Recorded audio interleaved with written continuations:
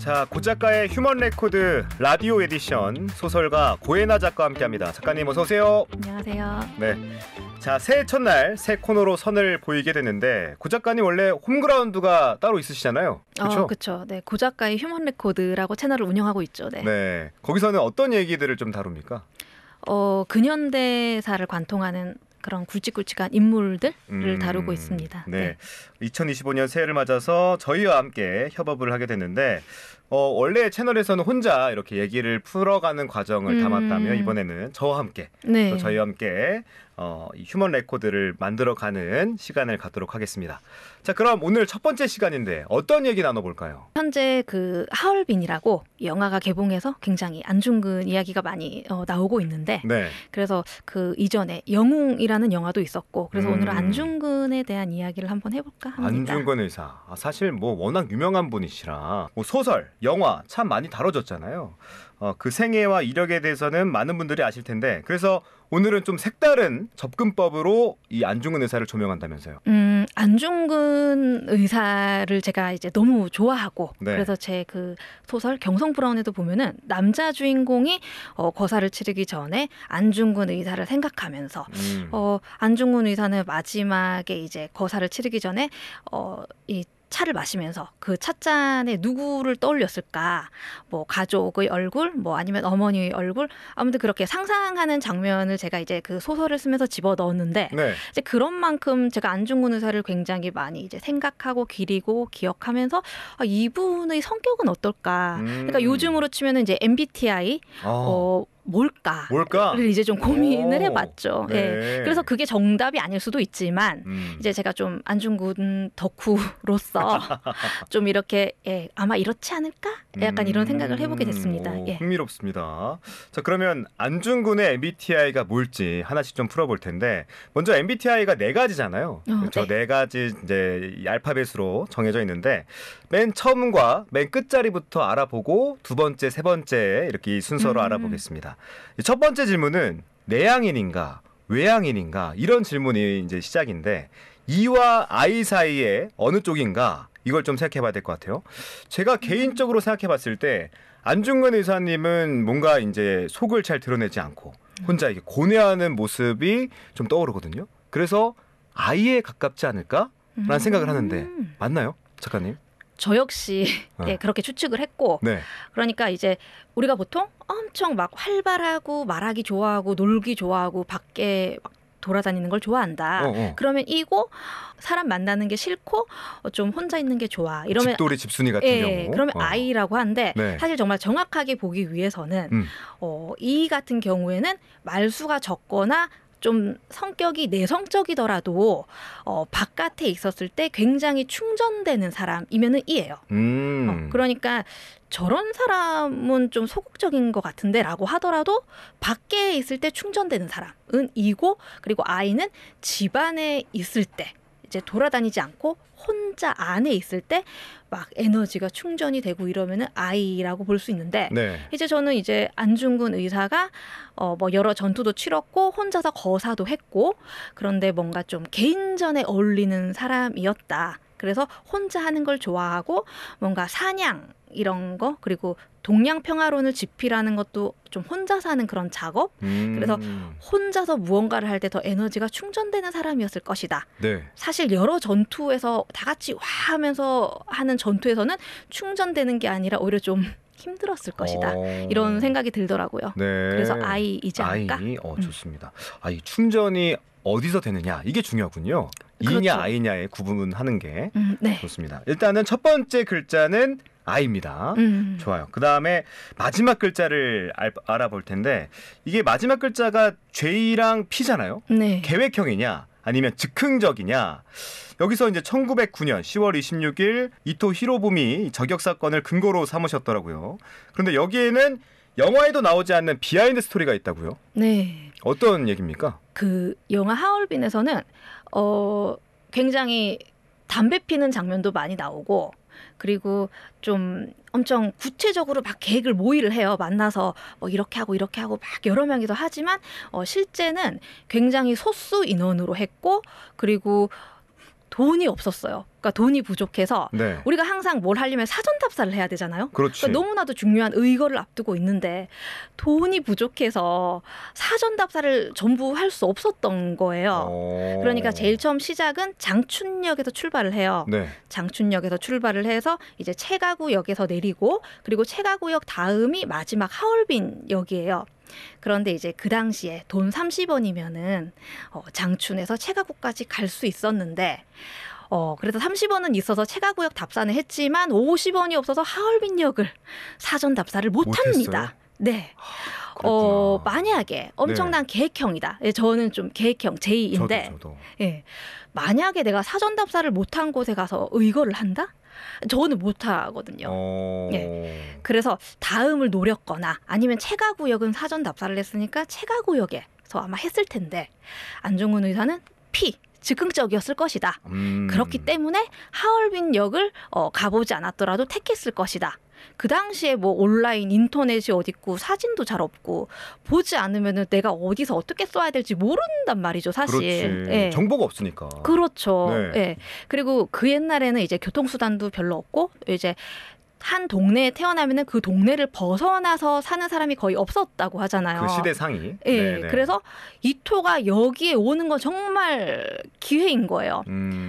어쩌면 평생 못 만날 수도 있기 때문에 이때 아무튼 해치워야 돼. 그런데 이제 돈이 없었지만 하얼빈을 택했고 그래서 굉장히 즉흥적인 사람이었을 것이다. 그리고 또 하나는 이토의 얼굴을 모르는 상태에서 쏘았단 말이죠. 네. 그러니까 그 당시 이토가 굉장히 이제 저명 인사 그쪽에서는 네. 그래서 우리나라의 고위 관리직들만 일부가 얼굴을 알고 있고 웬만한 사람들은 알지 못했는데 얼굴을 모르는 자를 쏠 거라는 그런 신념을 가지고 그래서 실제로 6발을 쐈는데 3발은 이토를 쏘고 나머지 3발은 다른 사람을 한 발씩 쏴요. 네. 혹시나 싶어서. 네. 그런 것도 좀 즉흥적인 면이기 때문에 가능하지 않을까. 네. 그래서 피다. 네. 그리고 그렇죠? 한 가지 더 이야기를 하자면 네. 그 당시에 이제 사실은 4명만 이제 그 거사를 계획을 했어요. 이 영화에서는 굉장히 많은 인원이 막 이렇게 나오지만 그 조도성과 우덕순이라는 사람은 채가구역에서 내리고 그리고 유동하와 안중근은 하얼빈역에서 내려요. 2명. 그래서 만약에 채가구에서 먼저 성공하면 좋은 거고 그러면 안중근이 의거를 못 일으켰겠죠. 그런데 이제 채가구에서 이제 실패를 해서 이렇게 계속 쭉 기차를 타고 이토 히로부미가 하얼빈역에서 내린 거죠. 그래서 안중근이 쏠 수 있었다. 그분은 딱 하얼빈역을 택한 거죠. 그렇군요. 그래서 일단 지금까지 나온 건 I 땡땡 P 네. 여기까지입니다. 자, 이제 두 번째, 세 번째를 알아볼 텐데 두 번째는 S와 N이에요.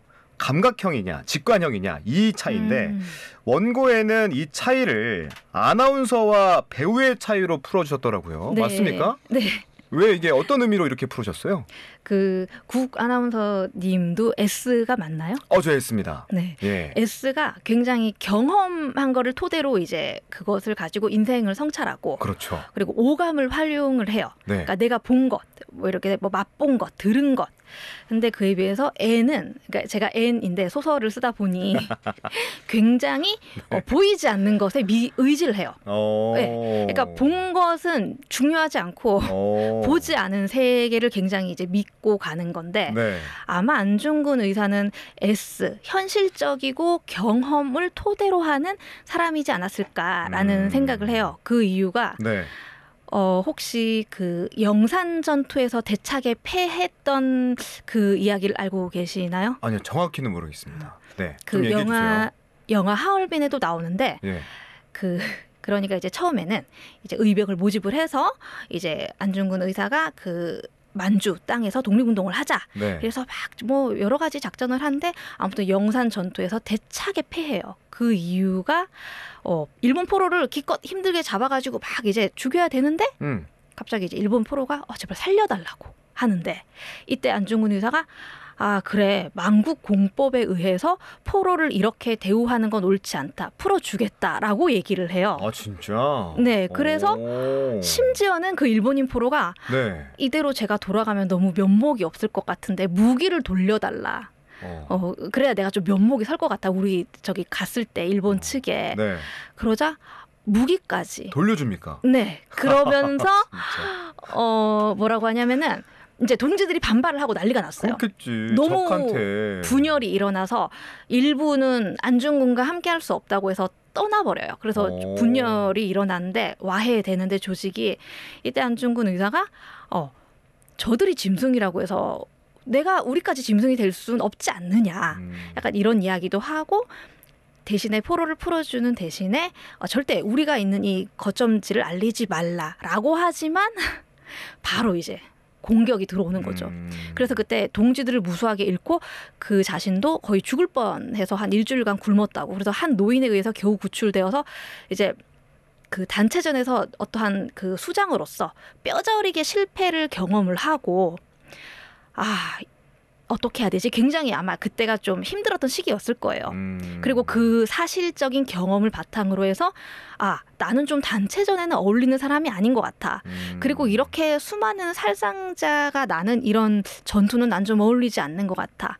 그렇다면은 근본적인 해결책이 뭘까? 가장 원흉, 이토를 쏘는 거다. 그렇다면 난 개인전으로 가자. 아마 그런 게 이제 그 S의 사실을 경험을 바탕으로 그런 계획이 나온 게 아닐까 그런 생각을 해봅니다. 좋습니다. 자, 세 번째까지 알아봤고 마지막은 이제 T와 F, 이 사고와 감정인데 이 이야기는 앞서 짚은 이 S냐 N이냐 여기에 좀 연장선인 것 같아요. 어떻습니까? 그렇죠. 이 S와 N이 머릿속의 생각이라면 T와 F는 이제 표출해서 나오는 걸로 알 수 있거든요. 그렇죠. 예, 그래서 T는 말 그대로 진짜 thinking 이성적인 거고, F는 감정적인 거. 그래서 T 같은 경우에는 굉장히 결과 중심적이에요. 그래서 아무튼 그 결과가 잘 나와야 되기 때문에 굉장히 추진력 있게 좀 밀고 가는 스타일이라면은 F는 과정이 중요하고 과정에서의 나의 기분과 감정이 중요해요. 그러니까 꼭 결과가 좋지 않더라도 이 과정, 감정이 좋았으면 되는 거죠.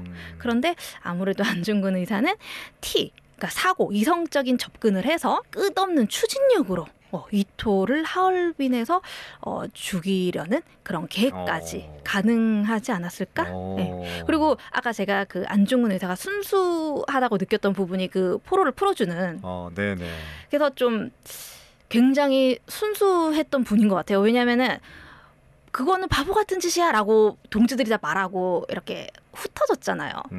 근데 이제 와서 우리는 이제 미래에서 왔으니까 뭐 그 이토 히로부미를 죽인 것도 우린 다 알고 그게 성공했다는 것도 알지만 사실 안중근 의사가 그 당시에 누군가한테 나 이토를 죽일 거야 라고 했을 때 말이 되는 소리를 해 라고 아마 그렇게 그 말을 했을 것 같아요. 그러니까, 주변에서. 네. 그래서 굉장히 순수한 사람이었기 때문에 그런 의거도 가지고 있었고 그게 가능했다.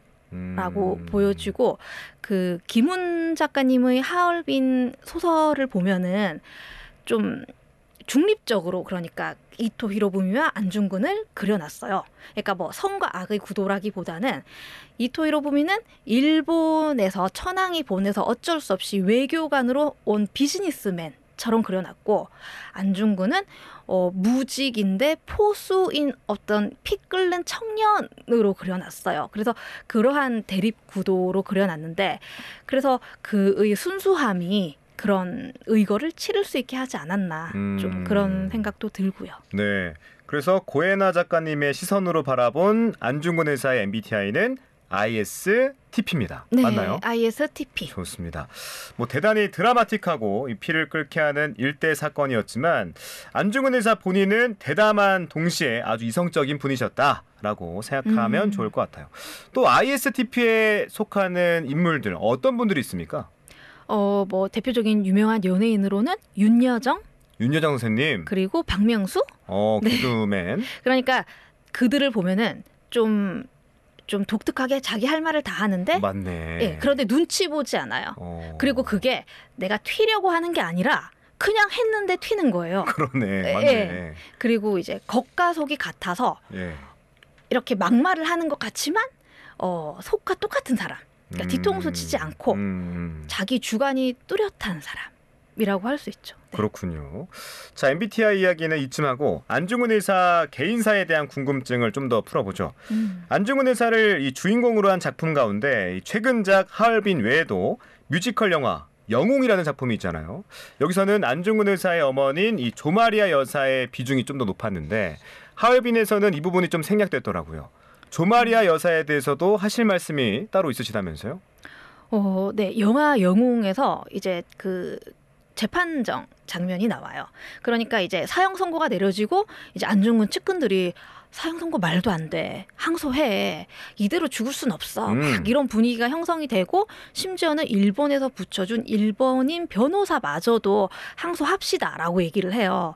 그런데 조마리아 여사가 어머니가 편지를 한 통 보내오는데 거기에 보면은 그 구차하게 이제 뭐 목숨을 살려달라는 그런 말은 하지 마라. 대의를 위해서 과감하게 그냥 결정을 하고 구차한 모습은 보이지 마라는 식으로 편지를 쓰는데 그 사실 그런 내용을 말할 수 있는 거는 진짜 어머니뿐인 거죠. 맞아요. 다른 사람이 그러면은 이제 네가 뭔데? 하지만 이제 어머니가 그렇게 말을 했던 그 심정을 생각해 보면은 그래서 굉장히 그 당시에 그 지바도시치라는 일본인 간수가 안중근 어머니의 편지를 보고 감명을 받아서 자신의 일기장에 그 일부 내용을 옮겼어요. 네. 그런데 그거를 나중에 이제 해방이 되고 이제 그 유족들이 공개를 하면서 귀중한 어떤 사료로 쓰이게 되었고 그리고 이제 어머니가 죽기 전에 한 번도 면회는 안 갔지만 이제 마음이 흔들렸을 테니까 대신에 그 명주실로 한 땀 한 땀 지은 수의를 맞아요. 보내와요. 예. 네. 그래서 저는 죽을 때 최고의 선물은 진짜 옷이 아닌가 싶은 거예요. 그 사실 먹으면 끝이고 근데 이제 죽기 전에 목에서부터 발끝까지 그 어머니가 한 땀 한 땀 지은 그 손길을 느끼면서 아무튼 이제 죽음을 맞이한다는 게 굉장히 의미 있게 다가오더라고요. 그래서 대단한 어머니다. 맞아요. 그런 생각이. 저도 그 관련된 이제 콘텐츠를 본 적이 있는데 내용이 그거였어요. 일본한테 목숨을 구걸하지 말고 죽어라. 되게 감동받았던 네. 기억이 납니다. 자, 이번에는 이토 히로부미의 최후에 대해서도 얘기를 좀 나눠보죠. 일본에서는 이 처음에 일본인에 의해서 죽음을 당했다 이렇게 알려졌다면서요. 맞습니까? 네. 그러니까 왜냐면은 감히 조선인 청년이 죽인다고? 이게 상상이 안 가는 거죠. 감히 이토를 네. 조선인이 죽였다? 이렇게 그러니까 말이 안 되는 거구나. 기차에서 사람들이 그렇게 많은데? 네. 말이 돼? 그러니까 그 지금처럼 인터넷이 빠르고 이런 시대도 아니고. 그렇구나. 예. 그래서 그 당시에는 이 이토 히로부미가 네. 온건파였어요. 일본에서는 나름. 그러니까 급진파는 바로 조선을 식민지화 시켜야 된다라는 주의고 이 온건파는 서서히 동화시켜서 식민지화를 해야 한다라는 주의였는데 이제 이 이토가 죽으니까 급진파 쪽에서 자객을 보내서 죽인 건가? 라고 생각을 했고 네. 그리고 이제 아무튼 누가 죽였든지 간에 죽였으니까 급진파는 좋은 거예요. 네.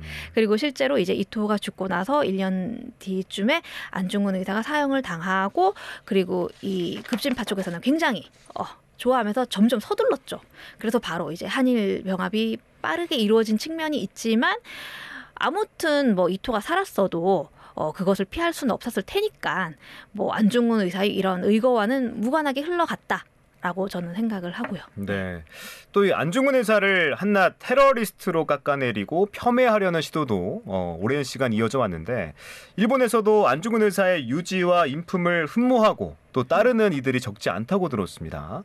안중근 의사의 마지막을 지켜봤던 간수까지도 안중근 의사를 존경한 나머지 극진히 대접했다는 일화가 전해진다면서요. 맞습니까? 이 일화도 좀 소개해 주세요. 네, 그 지바 도시치라는 간수가 너무 인품과 등등의 감명을 받아서 굉장히 이제 깎듯이 존경을 하면서 모셨고 그리고 안중근 의사가 글씨도 잘 썼단 말이죠. 그래서 네.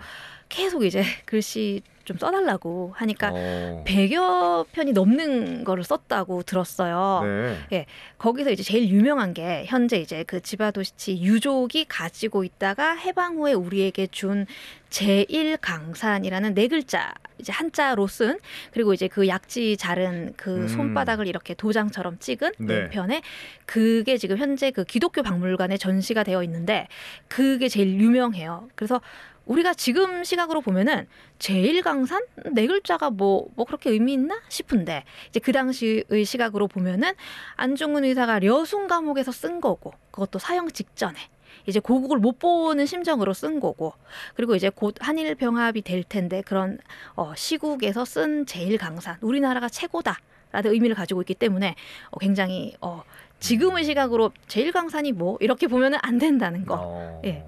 그리고 그 지바도시치라는 사람이 나중에 너무 기려서 안중근을 대림사라는 절을 지어서 사찰을 만들고 안중근을 기렸다고 하죠. 그러니까 지금의 시각으로 바라보는 것도 물론 중요한데 당시 시대상으로 이 안중근 의사를 바라봤을 때 더 깊게 울림을 느낄 수 있겠습니다. 좋습니다. 자, 소설 하얼빈을 보면 안중근 의사와 김구 선생님이 만나서 인연을 맺는 장면이 등장합니다. 실제는 어떤지 궁금한데 김구와 안중근 어떤 인연이 있습니까? 그 이제 동학농민운동 시절로 거슬러 가보면은 황해도에서 이제 안중근의 아버지 안태훈이 나름 양반이고 돈도 있고 힘도 있는 사람이었어요. 네. 그래서 이제 나라를 위해서 이 민간인 군대를 꾸리는 그러니까 이제 나랏일 하는 왕을 위해서 군대를 꾸리는 민보군이라고 그런 거를 가지고 있었는데 이제 그 당시에는 안태훈 이 아버지가 동학 이제 농민운동하는 그 세력과 맞선 거죠. 이제 싸운 거예요. 그런데 이제 그 당시에 그곳의 동학농민운동의 그 수장이 김구. 그러니까 과거 이름은 김창수였던 네, 거죠. 소년 네. 김창수. 그래서 싸우다가 김창수라는 사람 굉장히 괜찮다고 들었다. 한번 그냥 평화협정을 하는 건 어떻겠냐. 그래서 집에 불러요. 그래서 며칠간 머물기도 하고 그러면서 이제 김창수와 안중근 소년 10대 시절에 3살 차이가 나고 실제로 김구가 3살이 많은데 네. 그래서 이제 그때 보면은 백범일지에 이때 나는 소년 안중근을 만났고 그 안중근이 굉장히 사냥을 잘한다. 뭐 이런 이야기가 있죠. 그렇군요. 김구 선생님과의 인연도 한번 알아봤습니다. 또 부인과의 사이에는 두 아들을 두었는데 안중근 의사가 사후에는 유족들과 어떻게 됐습니까? 그러니까 이제 사형을 당하고 이제 유족들이 시신을 달라라고 했지만 그 시신을 이제 그 중심으로 막 모여서 또 무언가가 일어날 것을 우려하여서 일본에서 네. 네. 그냥 버려버렸고 아직까지도 찾을 수가 없고 예. 그런데 이제 아들 그런 자식마저도 어떻게 좀 다 대를 끊어버리고 싶었나 봐요. 그래서 이제 아들 그 분도 첫아들 같은 경우에는 어렸을 때 그냥 행인이 주는 과자를 길에서 먹고 죽습니다. 그렇구나. 예. 그리고 둘째 아들 준생은 네. 좀 이렇게 이제 성인이 되어서 네. 이제 중일 전쟁이 일어나고 더 이상 일본을 우리가 어떻게 이기겠어? 중국이랑도 저렇게 싸우는데 막 요런 분위기가 무르익을 즈음에 결국에는 일본에게 회유를 당해서 이제 이토의 아들과 만나는 거죠. 방문사라는 이토를 기리는 절에서. 그래서 어떤 이런 화해의 제스처를 치르게 되고 그래서 김구가 그때 너무 열이 받아서 죽이라고 해요. 그런데 이제 죽진 않지만 해방이 되고 나서 고국에 못 돌아오는 거죠. 이제 자기도 한 일이 있고 1950년쯤에 폐결핵으로 죽는데 네. 그러니까 돌아오지 못해요. 그래서 일본에 살다가 일본에서 죽는군요. 뭐 아마 일본에서 살았을 것 같은데 예 그렇게 안타까운. 아이고, 안타까운 사실까지 이렇게 접하게 됐습니다. 그리고 안중근의 형제들은 또 어떻게 되었는지에 대한 이야기도 잠깐 해보자면은 네. 그 안공근, 안정근이라고 이제 동생들 남동생들이에요. 근데 이 안정근 같은 경우에는 안정근이 낳은 딸과 이 김구 선생의 아들이 결혼을 합니다. 예, 그래서 뭐 안중근의 조카가 김구의 딸과 결혼을 한 거죠. 그래서 안정근과 김구의 사이는 나름 괜찮았어요. 네. 그런데 이 안중근과 10살 차이 나는 안공근이라는 동생과 네. 김구는 처음에는 같은 편으로 이렇게 협력을 해서 뭐 싸우고 했지만 일본과 나중에는 분열이 심하게 되는 바람에 대립을 하는 사이가 되고 실제로 1939년에 상해에서 안공근이 실종이 돼요. 그래서 찾았더니 이제 죽은 상태로 발견이 되는데 이것이 일본 측의 암살인지 김구 측의 암살인지는 알려진 바가 없습니다. 그렇군요. 네. 자, 안중근 의사님의 후손 그리고 동생들 이야기까지 들어봤는데 뭔가 개운치 않고 안타까운 생각이 듭니다. 뭐 저도 이런 얘기를 처음 듣다 보니까 좀 많이 놀라웠는데 안중근 의사님께서 지하에서 이런 가족들의 얘기를 들으시면 많이 슬퍼하고 힘들으셨을 것 같은데 작가님은 좀 어떻게 생각하세요? 그러니까 영웅의 삶이라는 게 양면성을 띌 수밖에 없는 것 같아요. 그렇죠. 그러니까 가족에게는 참 부족하고 모자란 아빠일 수 있어요. 그런 남편일 수 있고 이 둘 다 잘하기 쉽지 않거든요. 그렇죠. 네. 네. 그래서 이제 혈연 관계가 아닌 다른 우리 이제 민족들에게는 어떤 희망이고 힘이고 영웅이 되었지만 정작 그 가족들은 굉장히 힘들고 비참하게 살았고 그리고 이제 다 좋지 않은 그런 결말을 맞이했고 그래서 참 많은 생각을 하게 되죠. 특히 그 둘째 아들 같은 경우에는 회유에 못 이겨서 이토 히로부미의 아들과 손을 잡잖아요. 그 방문사라는 절에서. 참 저는 그 개인의 삶도 얼마나 힘들었을까. 그러니까 비난하기 이전에 내가 아버지를 선택해서 태어날 수 있는 게 아니고 그냥 나는 평범한 사람으로 살다 가고 싶었는데 태어나 보니 우리 아버지가 너무 유명하고 나는 아버지에게 사랑도 못 받은 자식인데 아버지로 인해서 이런 스포트라이트를 받고 그런 회유의 계속 유혹을 받고 힘들었을 거다. 그래서 영웅의 삶은 삶으로 보되 그 가족의 그런 삶도 이렇게 또 다르게 한번 봐야 하지 않나 생각을 해요. 네, 작가님 말씀을 듣고 많은 생각을 좀 하게 됩니다. 마지막 흔적까지 좀 간직하지 못한 점이 아쉽고 또 이 시간에 이런 얘기를 다룸으로써 우리들이 좀 역사에 대해서 좀 관심을 갖는 이 자세가 중요하지 않을까 생각합니다. 작가님께서도 좀 더 신경 써주시고 노력해 주시면 감사하겠습니다. 알겠습니다. 자, 안중근 의사 위대한 군인이자 사상가셨습니다. 새해 첫날 보내드린 고작가의 휴먼 레코드. 오늘은 안중근 의사의 삶과 그 이면의 이야기 함께 좀 살펴봤는데요. 이래저래 우울한 새해입니다. 전생애를 던져 조국을 위해 헌신했던 위인의 생애를 통해서 희망의 불씨를 새롭게 지펴보면 좋겠습니다. 자, 지금까지 고작가의 휴먼 레코드 소설가 고혜나 작가와 함께했습니다. 작가님 귀한 말씀 고맙습니다. 감사합니다.